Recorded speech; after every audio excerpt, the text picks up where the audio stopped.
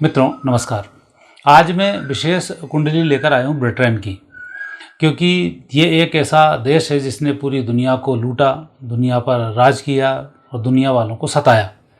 तो स्वाभाविक है कि जब किसी व्यक्ति को, गरीब को सताओगे तो हाई भी लगेगी और आप परेशान भी होगे। और लंबे समय तक इसका शासन रहा है और कहा जाता है कि सूर्यास्त ब्रिटेन के शासन में नहीं होता था। अब समय अनुसार तो बुरे के भी दिन फिरते हैं, तो अब ये दिन अब इनके भी फिरने शुरू हुए हैं और अब इनके नष्ट होने की तैयारी शुरू हो चुकी है, ऐसा ग्रह योग संकेत देते हैं। तो सबसे पहले तो देखते हैं इस ब्रिटेन यूके की कुंडली क्या कहती है और क्या इसके ग्रह योग हैं। ब्रिटेन की कुंडली 1 जनवरी 1801 के हिसाब से बनती है। कन्या लग्न है, लग्न में केतु हैं, बुध तीसरे स्थान पर, सूर्य चतुर्थ भाव में, शुक्र पंचम भाव में, राहु हैं सप्तम भाव में, मंगल अष्टम भाव में, चंद्र हैं दसम स्थान पर, गुरु हैं एकादश भाव में, शनि हैं द्वादश भाव में। मित्रों यदि ग्रह योग देखें तो ग्रह योग बहुत ज़बरदस्त हैं इस कुंडली में, और कारण भी रहा है कि लंबे समय तक इन्होंने शासन भी कर लिया और इतने लंबे समय तक चला आना बहुत बड़ी बात होती है। हालांकि लगातार ये 1910 के बाद से टूटते टूटते नहर आना शुरू हुए, तो इनका शासन लगातार घटता चला गया और ये आज इस बुरी स्थिति को ये प्राप्त हो गए। अभी इनको राहु की महादशा चल रही है, ये 2012 से प्रारंभ हुई है और वर्तमान समय में अभी ये रन कर रहे हैं राहु में शुक्र में। अब आपने देखा राहु में शुक्र आया, वैसे ही मलेच्छ शासन वहाँ पर शुरू हुआ और नेगेटिव स्थिति वहाँ पर अब बननी शुरू हो रही है। और शुक्र की चूँकि स्थिति दूसरे स्थान के स्वामी हैं और ये मार्केश भी होता है। राहु में शुक्र तो वैसे भी राष्ट्रीय लेवल पर यदि बात करें तो बहुत अच्छे संकेत नहीं देता है।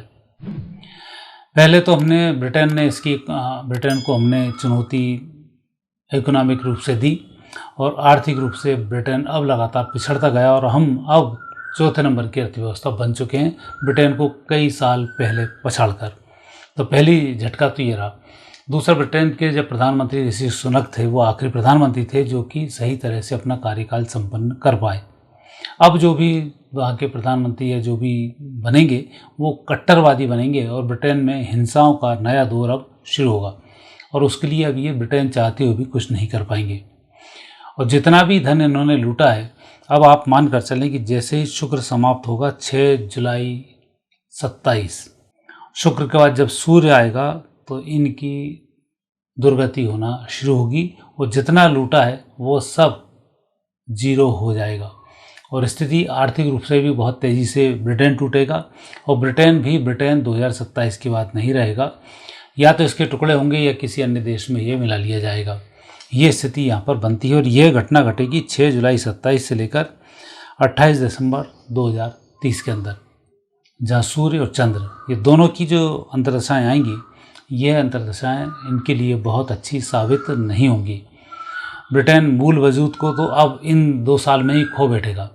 जो उनकी मूल सभ्यता है, जो उनके मूल सिद्धांत हैं, वो सब इनके जीरो होने वाले हैं।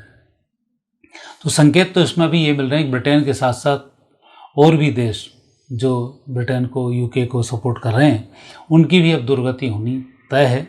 ये इनके भी अब ग्रह योग बताते हैं। जैसे भारत में कांग्रेस पार्टी जिसके साथ जुड़ जाती है वो डूब जाता है, ऐसे ये ब्रिटेन जिसके साथ जुड़ता जाएगा वो डूबते जाएंगे। अब ये संकेत मिलने लगे हैं, परिस्थिति यहाँ पर अब नेगेटिव होने लगी है। ब्रिटेन की स्थिति में यदि हम आर्थिक हालात की बात करें तो अब आर्थिक हालात वहाँ पर बिगड़ेंगे। व्यापार उद्योग धंधे की बात करें तो व्यापार उद्योग धंधे भी अब वहाँ पर बिगड़ने वाले हैं। बहुत लंबे संकेत अच्छे नहीं हैं। शासन की बात करें तो अब जो शासन चल रहा है, यह शासन अब कुछ दिनों में ही, मुझे लगता है नवंबर दिसंबर में, ये हिंसक होने वाला है और लगातार हिंसाएं फैलेंगी और 2028 में ये लोग अपने शासन को बदलने के लिए कुछ नियम लागू करना शुरू करेंगे। 28-29 में ये फिर अपने यहाँ कट्टरवादी शासन को ले आएंगे।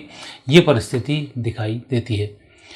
राज परिवार का जहाँ तक सवाल है, चूँकि राज परिवार के कारण ही ब्रिटेन 1801 से अभी तक जिंदा रहा, अब राजशाही शासन वहाँ से टोटल इन 2-3 वर्षों के अंदर समाप्त होगा और राजाओं का जो प्रभाव पड़ रहा है वो प्रभाव भी अब जीरो हो जाएगा।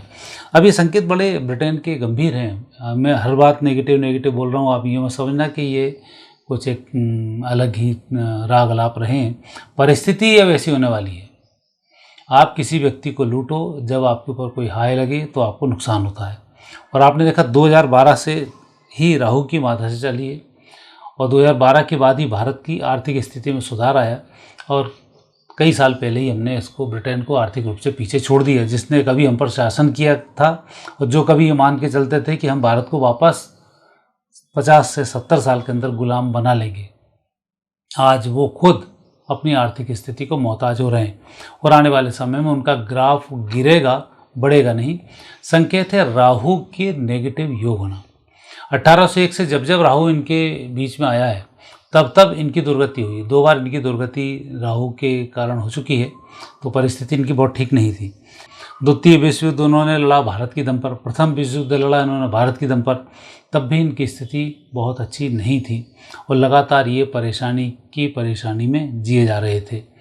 और स्वतंत्र होने के बाद भी जब ब्रिटेन की स्थिति देखी, भारत चूंकि कमज़ोर था तब ब्रिटेन अपने आप को बड़ा हुआ मान रहा था, लेकिन जब भारत ने उठना शुरू हुआ तो ब्रिटेन का अपने आप डाउनफॉल आना शुरू हुआ। क्योंकि चोरी का माल तो चोरी का ही रहता है, चोरी के माल पे आप अपना अधिकार नहीं दर्शा सकते।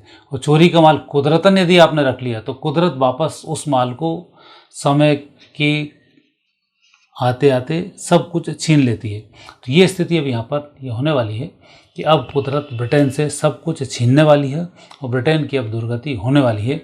जो संस्कृति लूट फरेब चोरी के माल से बनी हो, उस संस्कृति की सतयुग में आवश्यकता नहीं होगी।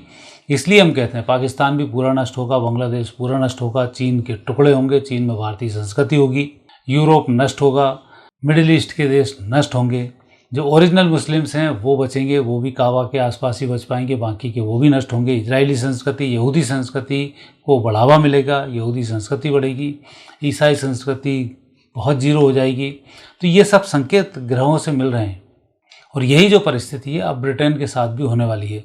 तो आने वाले समय में ब्रिटेन के जो राज करने वाले हैं ऐसी ऐसी गलतियां करेंगे कि उसका खामियाजा ब्रिटेन को ज़िंदगी भर तक भुगतना पड़ेगा और ये परिस्थिति नेगेटिव होती जाएगी। जैसे ब्रिटेन ने फूट डालो राज करो की नीति के अनुसार राज करना शुरू किया, अब वो इंग्लैंड के अंदर खुद ही होने वाला है। पूरा ब्रिटेन इस बात से होगा कि वहाँ पर लगातार 2, 3, 4 धड़े बनते जाएंगे और सब अपनी अपने राग को अलापना शुरू कर देंगे। तो ब्रिटेन की स्थिति वहाँ इस मामले में भी खराब होती जाएगी और ब्रिटेन के जो भी साजो सामान भारत के चोरी किए हैं ये सब वापस भारत में आएंगे, चाहे परिस्थिति कैसी भी बने। और वो सामान अब ब्रिटेन अपने पास सुरक्षित नहीं रख पाएगा, चाहे हमारे यहाँ के कोहिनूर हीरा हो, चाहे बहुत सी चीज़ें वहाँ पर ब्रिटेन ने चोरी करके रखी हुई हैं, चाहे हमारा मंदिर का मैग्नेट हो, कोणार्क का सूर्य मंदिर, उसका मैग्नेट भी ब्रिटेन के पास रखा हुआ है, वो भी यहाँ पर मिलेगा। ऐसे बहुत से शिलालेख हैं जो ब्रिटेन ने यहाँ से चोरी किए हैं, ऐसे बहुत से लेख पुस्तकें हैं जो ब्रिटेन ने चोरी की हैं, वो सब अब भारत आने वाली हैं। ये संकेत अब मिल रहे हैं। तो 2027 से ब्रिटेन की स्थिति बहुत ठीक नहीं होगी। अब ये भारत का गुलाम हो जाए, इसमें मुझे कोई अतिशयोक्ति नज़र नहीं आती है। भारत का तो नहीं, लेकिन भारतीय संस्कृति, सनातन संस्कृति अब वहाँ पर फैलेगी और स्थिति वहाँ पर नेगेटिव होगी। पहले वो नष्ट होगा, नष्ट होने के बाद फिर कुछ सुधार होने की स्थिति आएगी, तब सनातन संस्कृति के माध्यम से ब्रिटेन में सुधार होने शुरू होंगे। और जहाँ वो अंग्रेजी नारे लगाते थे अब वहाँ भी वंदे मातरम की गूंज सुनाई देगी। आने वाला समय संकेत प्रदान कर रहा है। लड़ाई झगड़े की स्थिति को देखें, वहाँ के अंदर विशेष रूप से अब जो सामाजिक ताना बाना है ये सब अस्त व्यस्त होने वाला है और उसकी नींव 2024 में रखा चुकी है। 25 और 26 इसमें इस ताने बाने को बल मिलेगा, स्थिति होगी। वो 27 में ये स्थिति ब्रिटेन के साथ होगी कि वहाँ पर लगातार दंगे होना, भारतीय लोगों पर हमले होना, ब्रिटेन के लोगों पर हमले होना, ब्रिटेन के यहाँ पर चोरियाँ होना, इस तरीके की चीज़ों में अब बढ़ोतरी होती जाएगी। और लगातार 2027 तक देखें तो वहाँ की सरकार के हाथ से इस प्रकार के आतंकी अपराधी दल निकल चुके होंगे और सरकार के लिए एक नई समस्या पैदा कर देंगे। जो ब्रिटेन कभी बंदूकें लेकर आया था, नए नए साजो सामान, नए नए हथियार लेकर गुलाम बनाया था, अब वो हथियारों के लिए तरस जाएगा। 2027 के बाद स्थिति ये होगी कि खुद के हथियार तो किसी काम में आएंगे नहीं और बाहर से हथियार आने बंद होंगे और आपसी फूट के जो फ़ायदे हैं वो पड़ोसी देश उठाएंगे और ब्रिटेन को निस्ते नाबूद कर देंगे। जब निस्ते नाबूद होगा फिर 2028 के बाद जब भारतीय संस्कृति का परचम लहराना शुरू करेगा तो 2032 आते आते ब्रिटेन में भारतीय सनातन की ध्वजा फहरा जाएगी। यह संकेत स्पष्ट रूप से दिखाई देते हैं। तो आने वाला 2030 के बाद का जो समय है ब्रिटेन का, वो समय सनातन संस्कृति का समय होगा। ब्रिटेन अपनी सभ्यता को भूल चुका होगा।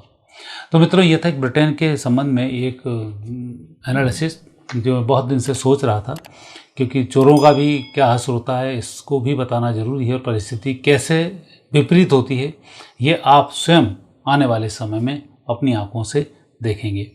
मित्रों, आज इतना ही। कल फिर नए विषय के साथ आपसे भेंट होगी। आज्ञा दीजिए। नमस्कार।